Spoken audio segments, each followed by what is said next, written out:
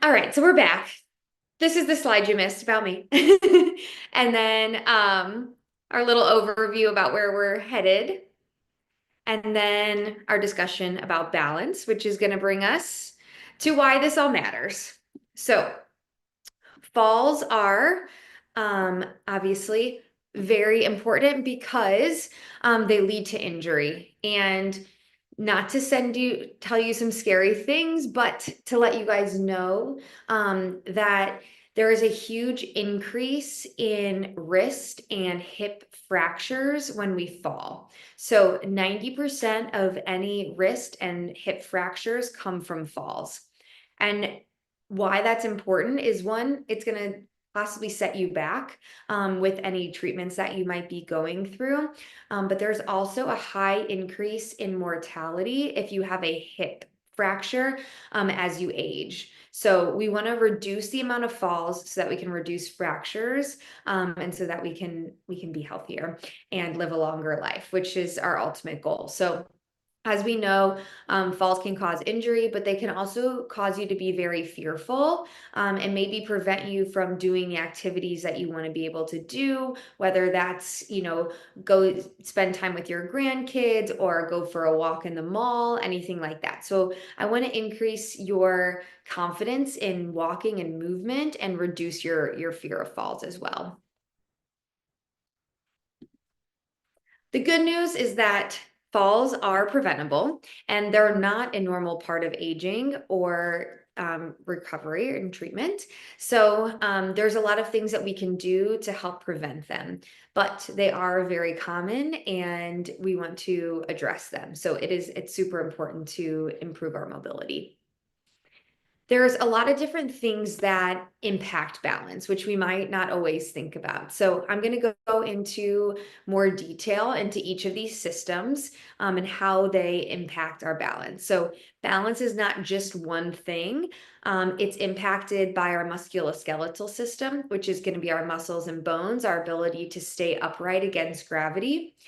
It's going to be impacted by our vision. So that can be whether it's light or dark out, whether you're wearing glasses or don't have glasses on, if you have any visual impairments, or if you have any issues with peripheral vision or changes in vision, whether that's as you age or as a response to a medication. And then we're going to talk about proprioception, your skin and joints, and where you are in space.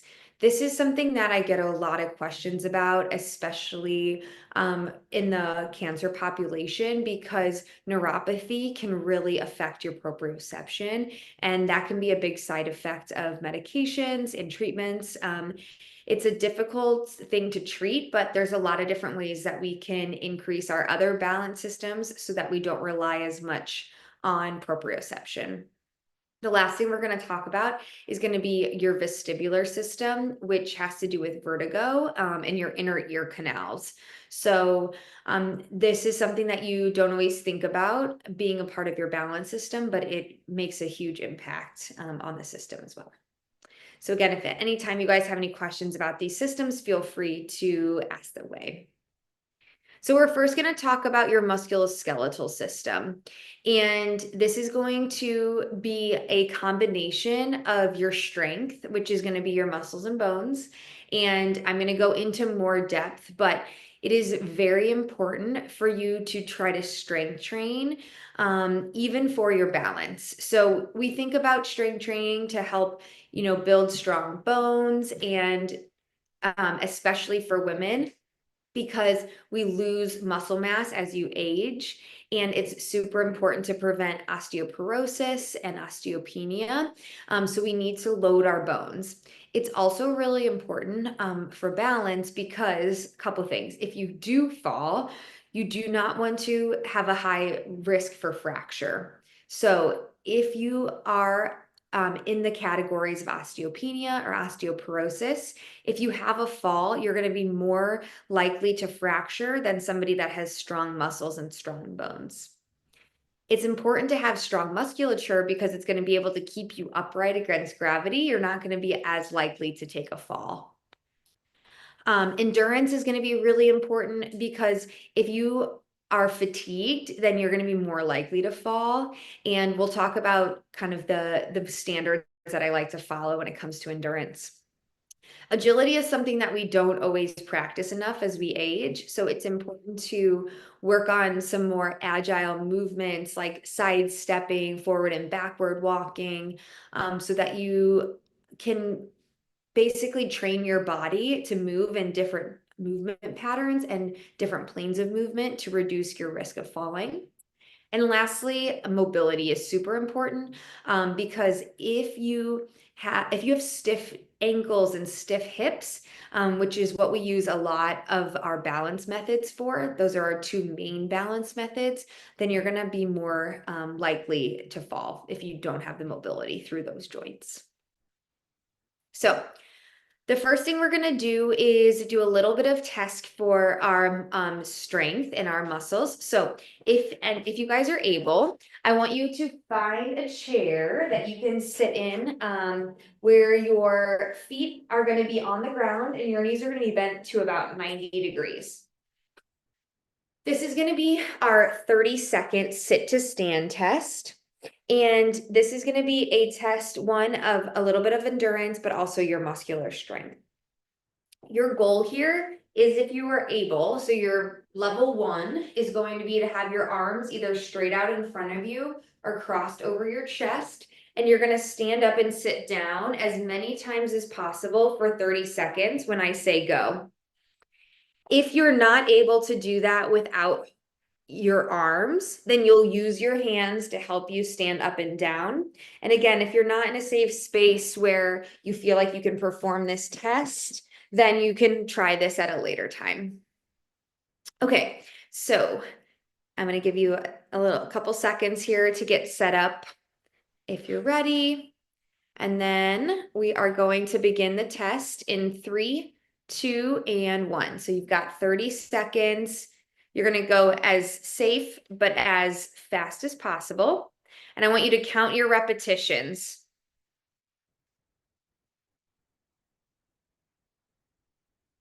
You're halfway.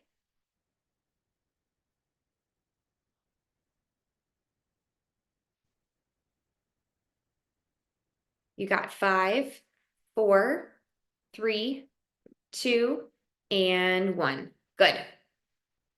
Okay, so you can either jot down that number if you did the test, or you can write down your goal number based on the numbers that I'm showing you guys.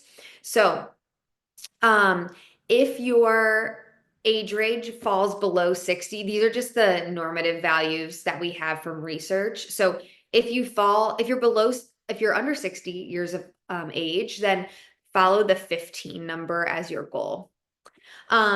If you find yourself, say that you just did that test and you are at 20 repetitions, then you're great. Keep doing what you're doing.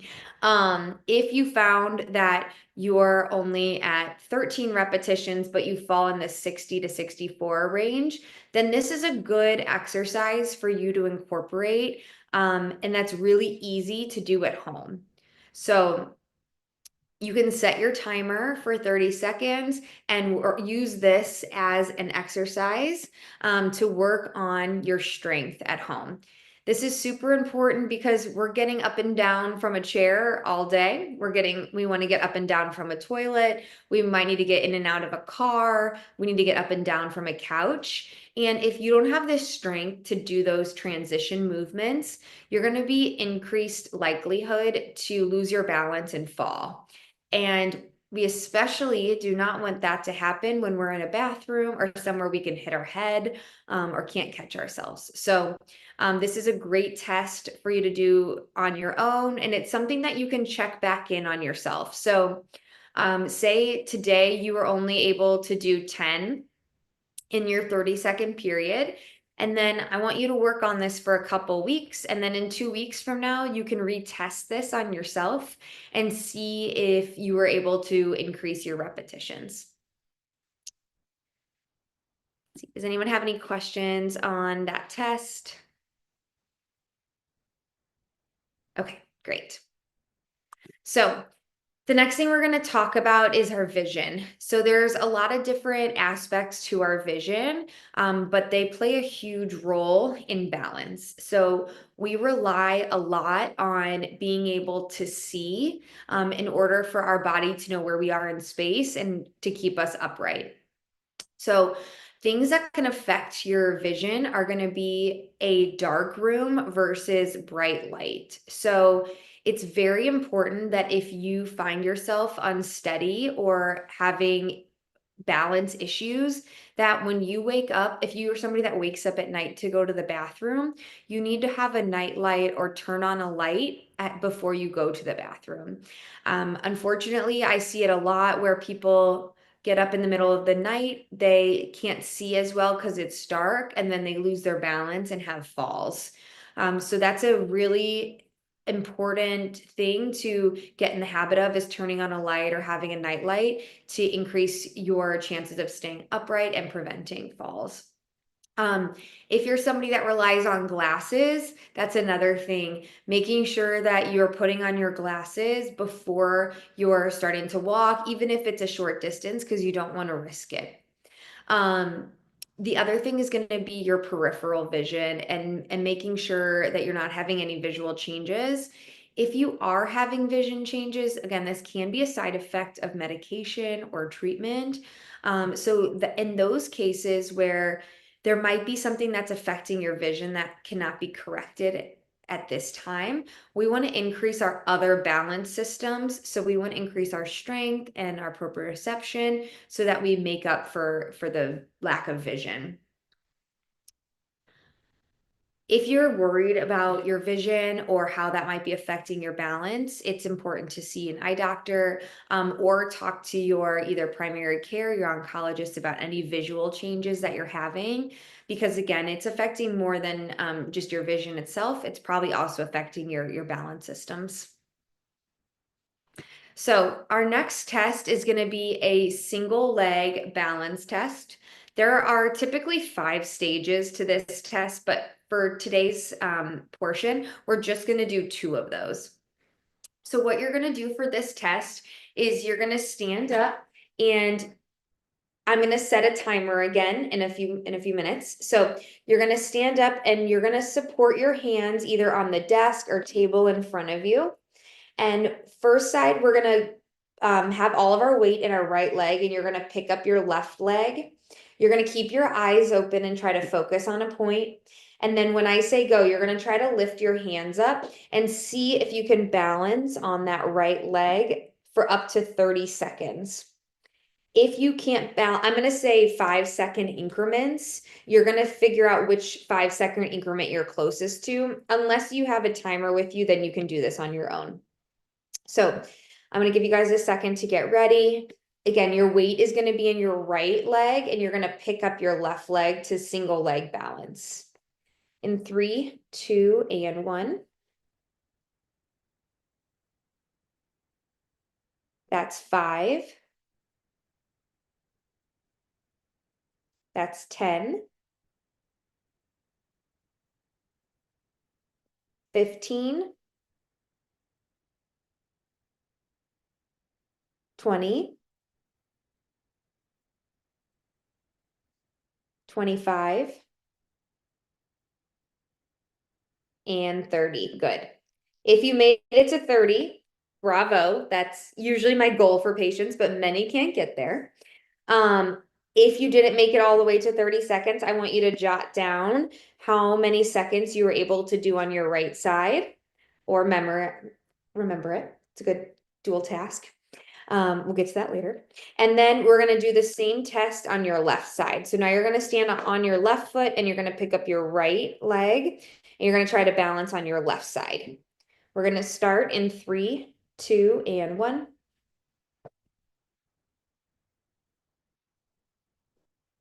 That's 5. 10. 15.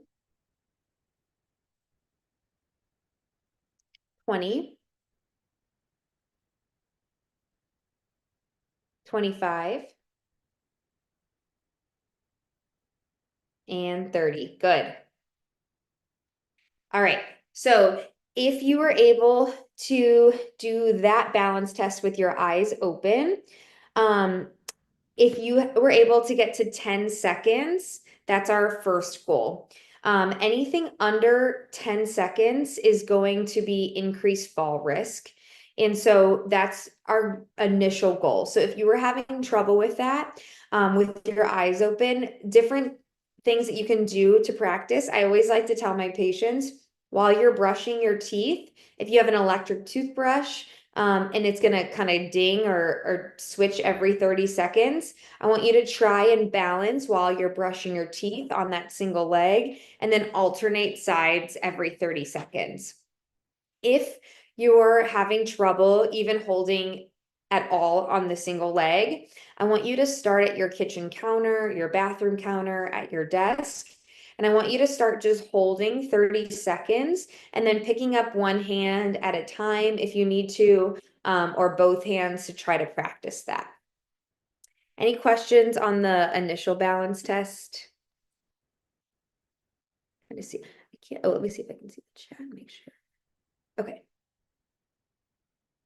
All right. So the second part of this is when the vision comes into play, like I was just discussing. So if you're going to do this test, I want to make sure you have something that you can hold on to because this is going to be eye-opening, no pun intended. So this time we're going to go back onto the right leg and you're going to pick up your left leg and you're going to try to close your eyes and you're going to feel a big difference between the two tests. So I'm going to limit you guys to 15 seconds on this if you can make it. So you're going to stand on your right side, keep your hands supported on the table, close your eyes, and then try to pick up your hands.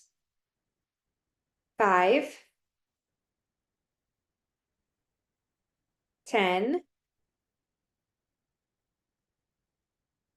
and 15. Good. All right, we're going to test that on the opposite side.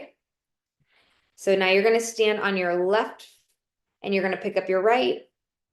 And then you're going to start and try to close your eyes. Maybe picking up one hand at a time. That's 10. And 15. Good, rest. Great job. I can see some of you working on that. I know it's challenging. So if you tried that test, then I'm sure it was much more challenging for you to perform when you closed your eyes.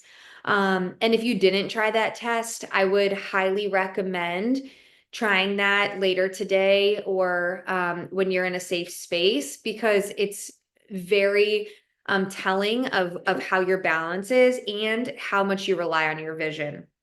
So if you tried it with your eyes open, again, if you were at 10 seconds or less, that's going to be increased fall risk. With your eyes closed, we want to be about 5 seconds or more. And that's really challenging to do. So it just shows us that we rely a lot on our vision and our visual field for balance. So if your vision's impaired, then it can really negatively impact your balance. But again, practicing things like standing on one leg and closing your eyes can really help working on this. So I'm going to give you guys an exercise at the end of the lecture to help improve that. But my best recommendation is to work on the single leg balance first and then have something that you can hold on to and start closing your eyes and just spending a little bit of time on that single leg so that you can start to rely less on your vision and more on your other balance systems. So that's going to lead us into our other balance systems. And so in order to rely less on your vision, you want to increase your you want to improve your other systems. So I kind of alluded to this earlier, but proprioception is a big word to say that it's how your brain knows where your body is in space. And so it has a lot of signals to help address that. So our biggest thing is our skin. So the sensation of the ground on our feet is going to be a big thing. And that can be really impacted with our skin. So our fingertips and our toes and our feet often get affected by neuropathy when you're going through cancer treatments or after cancer treatments from different medications. So what happens is sometimes you get numbness or tingling in your feet or your hands, and that can impact the signal to your brain about where your body is in space. So it basically gives you a false signal. And so we need to improve our proprioception or our understanding where our body is in space in order to rely less on the sensation. In our joints, we also have receptors that tell you where your body is in space. So I joke with a lot of my hip replacement and knee replacement patients, and if you've ever had one of those, you lose that sensation of knowing where your hip is in space. So we have to work on a lot of balance exercises when you have a new joint.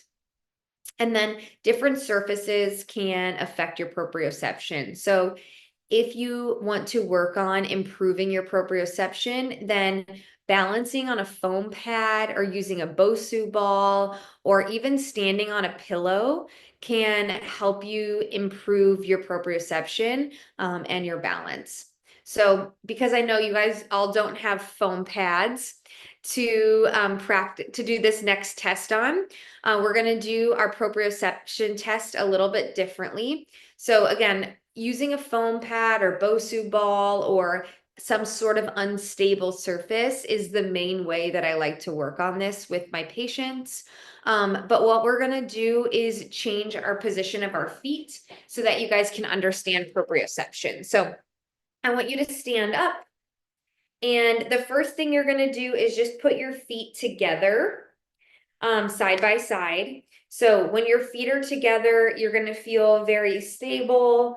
I know where my feet are in space. I don't have to hold on to anything, hopefully. If you feel unstable there, you're going to separate your feet about hip distance apart, and you're going to feel even more stable because your base of support is wider. Now, to make this more challenging and to test your proprioception, you're going to take your right foot to your right heel to your left toe, like you're stepping on a tightrope. Now my feet are going to be one foot in front of the other, and you're going to realize that you're going to probably feel a little more uneven, so you might need to hold on to something. So this is a good way to practice proprioception because your feet are uneven and you're not going to be able to balance as easily. When you try that, then I want you to switch feet and you're going to take your left foot in front of your right foot, and you're probably going to notice that one side is easier than the other. When your dominant foot is behind, you tend to be a little more stable. So if you find that this is a difficult balance position for you, then I would work on this exact exercise where you put one foot in front of the other. And you can also progress that by walking tandem. So stepping one foot in front of the other, just like you're walking on a balance beam or walking on a tightrope.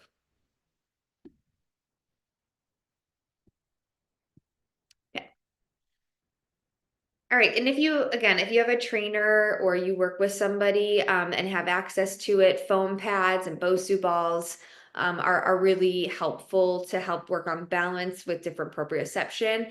And then if not, again, standing on a pillow or even balancing on carpet versus tile versus wood floor will change. Okay, good question. So Joan asked if we should test with shoes on or without. That is another thing that is going to impact your proprioception. So if you don't have shoes on, you're going to have better sensation and sensory into the ground. So I prefer that you test without shoes on, but you should do it in both ways because you might notice that a shoe gives you more stability, so you have better balance. If you're wearing a really cushioned tennis shoe, then it might actually be a little bit harder to balance on because it's going to kind of act like a foam pad. And therefore it might be a little harder to balance in the single leg. But it's important to practice balancing with shoes on and with shoes off because oftentimes around your home, you might not have shoes on, but when you're out in the community, you're gonna have shoes on. So you want to be able to balance in both places because I see a lot of falls happen at home, but I also see a lot of falls happen in the community. Great question. All right. Our vestibular system. This is something that is really important to acknowledge, especially as a physical therapist. I've seen a lot of recent vertigo cases with the weather changes and the barometric pressure changes. And then additionally with stress and medication changes and sicknesses. So a lot of things can impact the vestibular system. So, what exactly is the vestibular system? We hear that word, and it's another big medical word that I'm throwing out at you. But this is what impacts vertigo. And we have inner ear canals, as you can see at the top of this slide, and there's three semicircular canals. And inside those canals are little crystals. And when those crystals are in the right canal, they're nice and happy. They're giving your brain a correct message about where your body is in space and the field of vision that you're seeing. Now, if you experience a sensation that the room is spinning, or you feel like you're rocking on a boat, or you stand up and you're very lightheaded and dizzy, then you might have a vestibular issue. And that can happen for, again, a lot of different reasons, like I just discussed. But typically, if the room is spinning, it's called benign positional paroxysmal vertigo, or BPPV, as you might have heard it. And what happens is the crystals get dislodged into the wrong canal.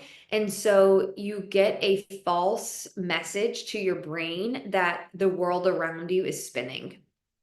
I will say, if that ever happens to you guys, feel free to reach out to me. It's something I love to treat. It's a simple technique. Oftentimes, if you go see your primary care doctor or your oncologist, they'll prescribe a medication called meclizine, and I don't always see the best outcomes with that. But there is a technique that you can perform called an Epley maneuver, and an Epley maneuver can help move the crystal into its correct canal, and it can help reduce that dizziness. So this is super important for our balance, because if you roll over in bed or you change positions and come to standing and the room starts spinning, your likelihood of falling increases. You're going to be much less stable when you're walking. It's going to feel like you're drunk, and it can be very scary and very debilitating, but there are treatment options. Another thing that's really important that I oftentimes see is dehydration causing dizziness, which can affect your vestibular system. So making sure that we're drinking a lot of water so that when you change positions, that you don't have any of that lightheadedness. As a general rule, I recommend drinking. Chris, I love that. Keep drinking. You want to drink half your body weight in ounces of water a day. So that's a good goal for you guys to hit. And the other thing is a lot of medications can affect your vestibular system. So I know that a lot of you guys are on different meds for different treatments. And if you're having any of these symptoms, it's a good thing to ask your primary care or your oncologist about to see if you're at risk. One of the things that I recommend is just transitioning slowly. So if you're going from sitting in a chair to standing, stand up, take a deep breath, stabilize yourself before you start walking. Because if you try to move too quickly and you stand up and try to start walking immediately and your vestibular system hasn't quite adjusted, you're going to be increased likelihood to slip or trip. A little test here to check your vestibular system is going to be our vestibulo-ocular reflex. We call this VOR. So what you're going to do for this test is you're going to hold your hand out in front of you with your thumb up, like you're giving yourself a thumbs up. You're going to stare at the pad of your thumb, so the nail of your thumb. And what you're going to do is you're going to turn your head to the right and to the left. And you're going to try to keep your focus on that nail. I'm going to set my timer again for 30 seconds. And I want you guys to be aware of a few things. So you're going to keep doing that as I talk. One, you're going to see, does that thumb look like it's moving side to side? And two, am I feeling any symptoms of dizziness or lightheadedness or the room is spinning? You're going to keep going for 3, 2, and 1. Good. Okay, so a couple caveats with this test. We tend to stare at screens a lot and read on our phones. And when I was in school, read a lot of books, or I hope you guys are reading, but it can affect your ability to stabilize your gaze. So if you found that staring at your thumb was jumping right and left, or you felt like very dizzy quickly, you can use that exercise to help strengthen this reflex. So that's going to allow you to increase your visual acuity and be able to focus. So again, easy 30 seconds. You'll just hold your thumb out in front of you, rotate your head side to side, and that's going to help uptrain your vestibular system.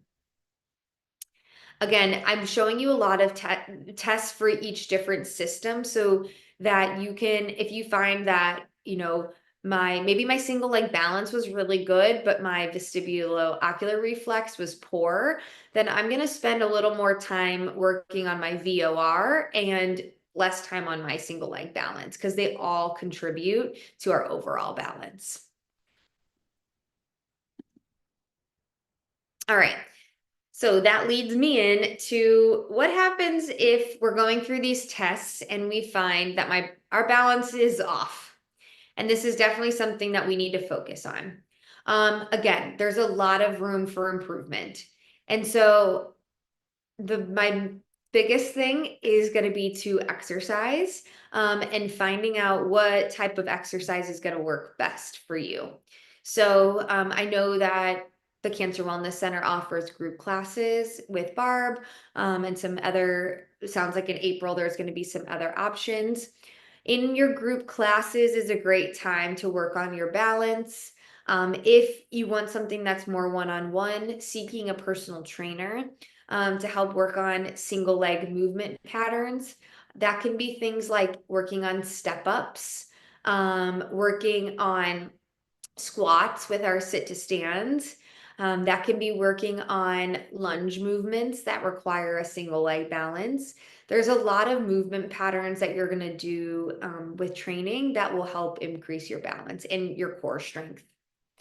If you're not really sure where to start, I always think I'm biased, but I think a great place to start is with physical therapy. So if you went through any of these tests today and you're like, wow, I really can't stand on one leg. I don't have a lot of strength in my leg. I'm having trouble getting in and out of a chair. These are all things that can be addressed and improved with physical therapy. So if you guys have any questions about physical therapy and how you can get that, feel free to message me and I'll send you guys will have my email. And in Illinois, you don't have to have a physician's referral anymore. So even if you just want to have an evaluation on your balance or on your strength, you can go see a physical therapist in the state of Illinois without seeing a physician first, which can be a great option. Now, if you're doing treatment or you are starting a new medication and you start to have dizziness or vertigo, or loss of balance, feeling unsteady, then it is very important to make your oncologist or your primary care physician, whoever prescribed that medication, aware. We see oftentimes the number one side effect of medication is dizziness. And so it might be a dose issue, it might be a dehydration issue, it might be a combination of medications impacting each other, what we call polypharmacy. So a lot of different things can be causing it, but it's important to address it because the dizzier you are, the more likely you are to fall. And again, our biggest thing here is preventing falls. All right, so how can we train our balance? One is going to be our strength training. So again, if you are not currently strength training, I would highly recommend it. If you've listened to any of my discussions in the past, I am a huge proponent of strength training. And again, that can start very basic. So that can start with your 30 seconds sit to stands. If you're not sure where to start, I would reach out to a physical therapist or a personal trainer. Your goal is to try to do 2 to 3 days of strength training per week. So that can be in the form of classes or again, either virtual or in person. It can be with a trainer, physical therapist, but whether you're aging or you're going through treatment, 2 to 3 times a week of strength training and working your major muscle groups is the current recommendations by the ACSM.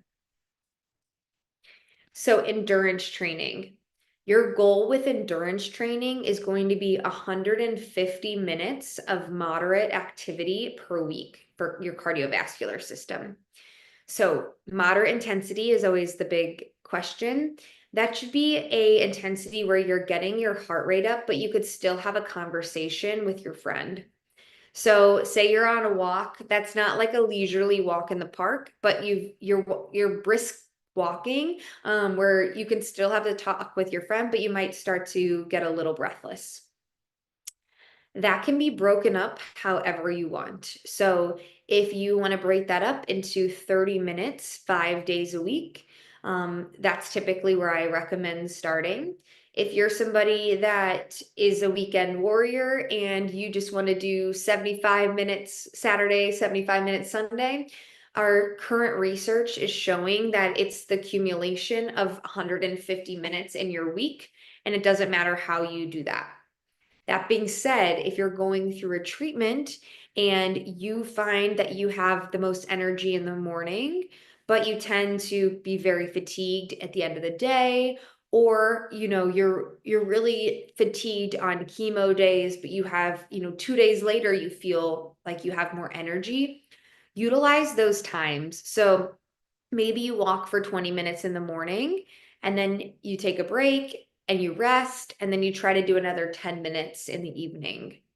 Or on the days that you have the most energy, you try to push it to 30 minutes. And then on the days that you have treatment, you don't do any on those days. So find what works for you, find what works for your schedule and your fatigue levels. But 150 minutes is my goal for each and every one of you from an endurance standpoint. Reaction training is going to be, again, working on if you were to lose your balance, how are you going to catch yourself? I find the benefit of this is going to be more again in those group classes where you're having to move into lunges or do step ups, anything like that, because that can be important for being able to catch yourself and being able to react. Another option here, which I know we alluded to also, is the boxing, which hopefully maybe we'll have to bring back a special class where I add the boxing in sometime. Agility training is going to be another thing. I'm going to show you guys a exercise to practice when we get to that at the end. Vestibular training, again, working on that VOR aspect where you're looking at the thumb and rotating your head. Surface training, like I said, is going to be maybe doing your balance exercises on foam pads or Bosu balls or a pillow. And then lastly, we have our dual task training, which I'm gonna make, we've got one more kind of activity to do here. So our first, I'm going to skip the first one just because we already did it and for the sake of time. But our second exercise is going to be our dual tasking. So I'm going to have everybody stand up if you're able. And this time we're going to do marching with our legs. And we're going to pretend like we have two weights in our hand and we're going to try bicep curling. So this is going to be our dual task. So we're having to do two movements at once, which is going to challenge your balance a little bit more than just the standing marches. Now you're going to pause and you're going to do just your arm curls up and down. And you're going to notice that you probably feel a lot more stable. And then you're going to stop your arms and just move your legs. You might notice that the marching might be what's causing you to lose your balance. So you need to focus on that. And then you're going to add the arm curl up and down. Good. And rest. So dual tasking is really important because it translates well to life. We're maybe carrying grocery bags while we're walking, or we're picking something up and then trying to walk with it. So it's important to practice those things. All right. The next one we're going to try is going to be our heel raises with your eyes closed. So I got a question on how we can work on the vision. So you're gonna, for this exercise, I want you to have your hands supported on the desk or on the table. And then you're first gonna close your eyes and just get your balance. Once you have your balance, you're gonna lift up onto your toes and raise your heels up and then lower your heels back down. So you're gonna do a calf raise with your eyes closed. This is going to start to train your body to think about where your feet are in space and rely less on your vision for where you are. You might even notice that even though you have both feet down, you still might feel a little bit wobbly. Good. And the last one that I want to teach you guys is going to be some forward and backward steps. This is going to help with the reaction and the agility that I was discussing. So for this one, you could set a timer and you would take 2 steps forward and 2 steps back. You might notice that stepping backwards can be a little scary, and it's important for you guys to work on backwards walking because say you're at the fridge, you open it up and then you take a step back. That can cause a fall, anything like that. Once you feel better with the forward and backward, you can start to add the dual task by saying the ABCs, forward and backward, which can be a fun way to work on that. And you can rest. Awesome. I love seeing that you guys are participating in these. So, again, if you guys, Cutie, it was great to see you in here. I thought I saw your name pop up and so I got excited. All right, so if you guys, I'll leave my contact information up here for a second, but if you guys have any specific questions about any practitioners that you might want to be referred to for any balance deficits or proprioception issues with neuropathy, I'm happy to help guide you, even if I'm not the right practitioner for you. I have a big realm of people that I refer to in the area. And if you guys, again, have any questions about maybe different classes that might be beneficial for you or different training methods, I'm also happy to answer those as well. I'm going to hop out of this so that I can see you guys in case any